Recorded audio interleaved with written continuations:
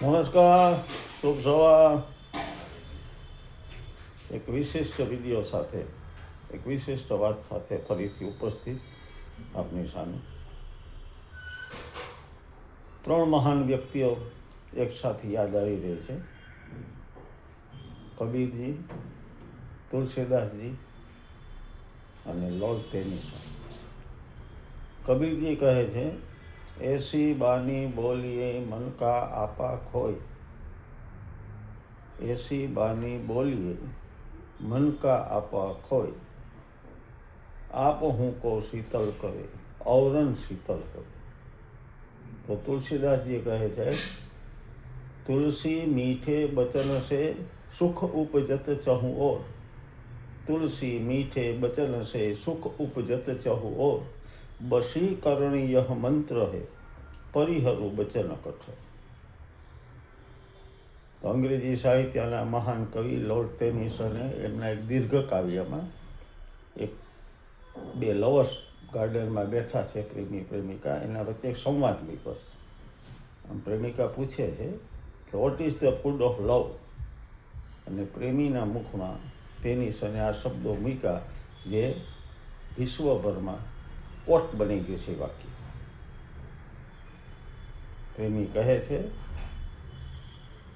Sweet words are the food of love. પ્રશ્ન છે, what is the food of love? જવાબ છે, sweet words are the food of love. મધુરે શબ્દ પ્રેમ કી ખુરાક. કબીરજી કહે છે, એસી બાની બોલવી, એવી વાણી બોલવી જોઈએ કે મન કા આપા, આપા મતલબ ગર્વ, અભિમાન, અહમ આપણો ઓગળી જાય, અહમ ઓગળી જાય એવી ભાષા. પોતાને શીતળતા આપે અને સાંભળનારને પણ શીતળતા પ્રદાન કરે, સારું લાગે, કોઈનો ઉત્સાહ વધે, પ્રેરણા મળે, એવા શબ્દો બોલવા. તુલસીદાસજી કહે છે, તુલસી મીઠે વચન से સુખ ઉપજત ચહુ. ચારેય બાજુ જો સુખ પેદા કરવું હોય, મેળવવું હોય, તો મીઠા વચન, મધુર વાણી. પછી કહે છે, બશીકરણીય મંત્ર. આ રીતની વાણી ઉચ્ચારવી એક વશીકરણ સમાન છે, અને હિદાયત સલાહ દે છે, પરિહરુ વચન કઠોર. એવા શબ્દોનો ત્યાગ કરવો કે જેનાથી બીજાની લાગણી દુભાય, બીજાને ઘસરકો થાય, કોઈના દિલમાં આઘાત લાગે, એવી વાણી ન બોલવી જોઈએ. અને તેની સંકેત છે, sweet words are the food of લવ.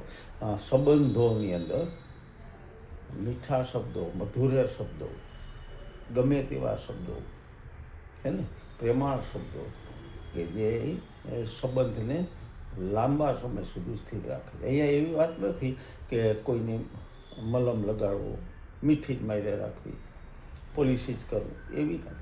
સત્ય હકીકત સત્ય રીતે કહેવી, પણ ભાષા સારી. મહાભારત થવાના અનેક કારણો છે, વિદ્વાનોના અલગ અલગ મત છે.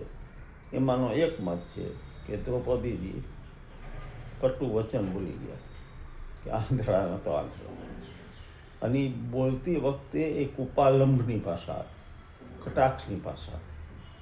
અને કહે છે કે મહાભારત થવાના ઘણા કારણોમાંનું એક કારણ આ પણ હતું,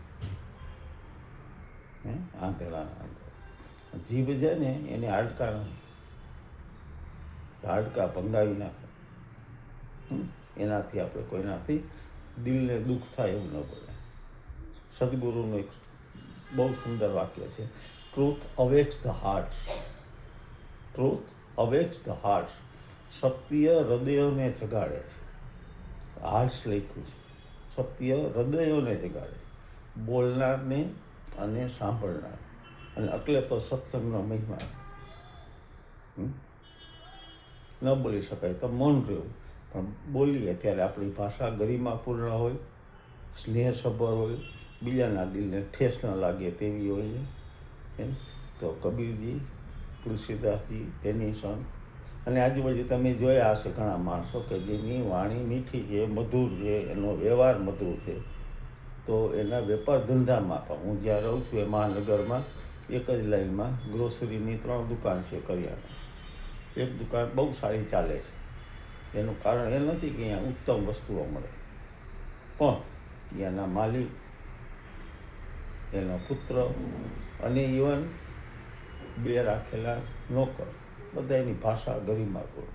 હવે સાહેબ સંજય સાહેબ, હા તે એમ માત્ર વેપારીની ભાષા જ મધુર હોય એમ નહીં. આપણા વ્યવહારમાં પતિ પત્ની સાથે, પુત્ર સાથે, મિત્રો સાથે, જ્યાં રહી છીએ ફ્લેટના રહીશો સાથે, સોસાયટી સાથે, જ્યાં આપણે એ છે ત્યાં આપણો ભાષા આપણી, અને આ ભાષા આપણી પહેચાન પણ છે, આપણી ઓળખ છે.